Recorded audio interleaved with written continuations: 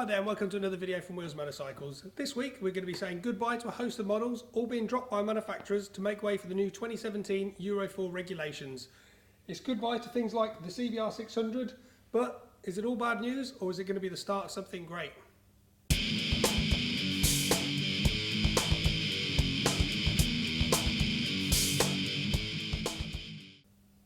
So, what is Euro 4? Well, Euro 4 is a set of regulations that's been put in place. It's going to govern the amount of pollutants that a vehicle, either cars or bikes, can produce.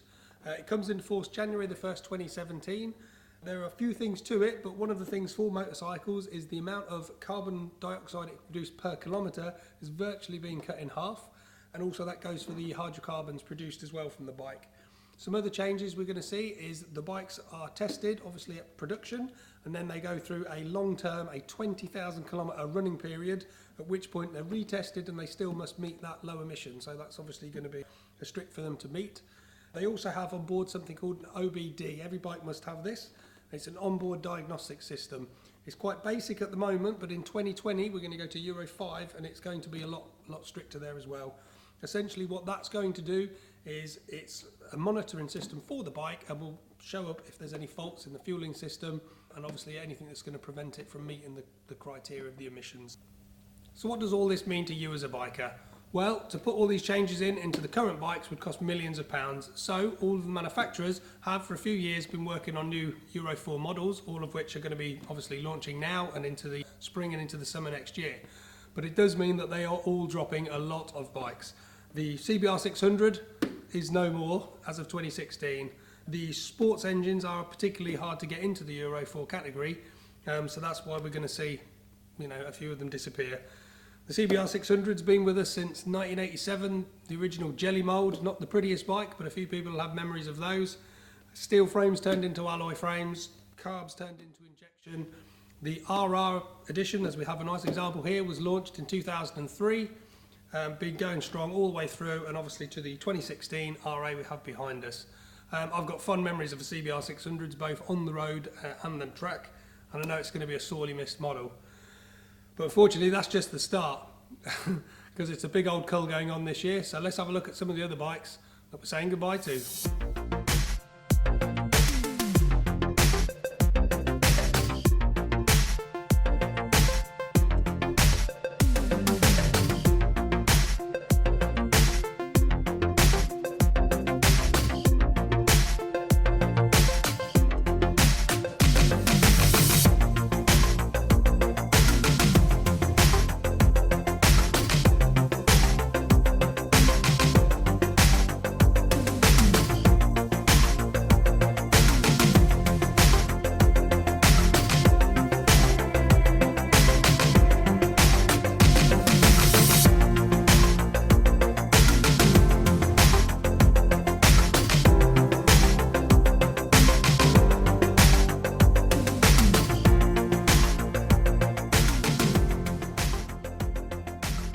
So, Euro 4 has called off all of those models. Manufacturers now face the toughest emissions tests they ever had. Surely, that's the end of performance and power, and we're just going to end up with bikes strangled of power and no fun to ride. Well, if that's the case, how do you account for this lot?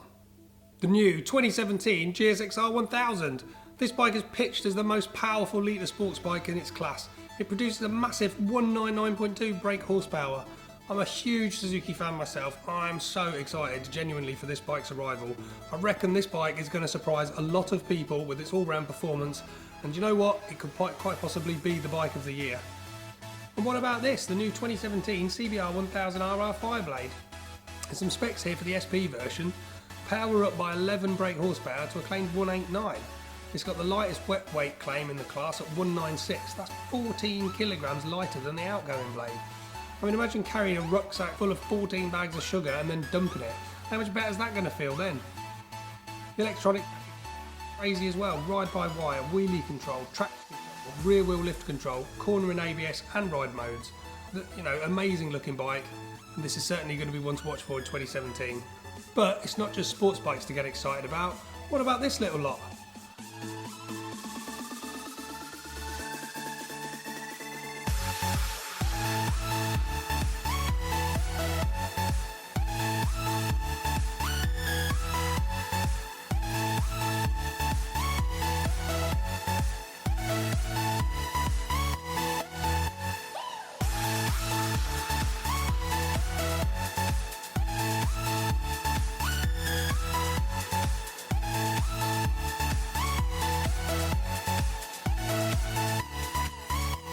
So, all in all, it's goodbye to some old friends, but also it's hello to some of the most exciting and cutting-edge motorcycles we've ever seen.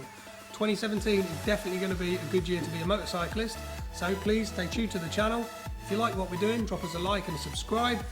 We will be bringing you the 2017 models as we get them, hopefully riding and reviewing them for you. There'll be more in the videos to come. Thanks a lot.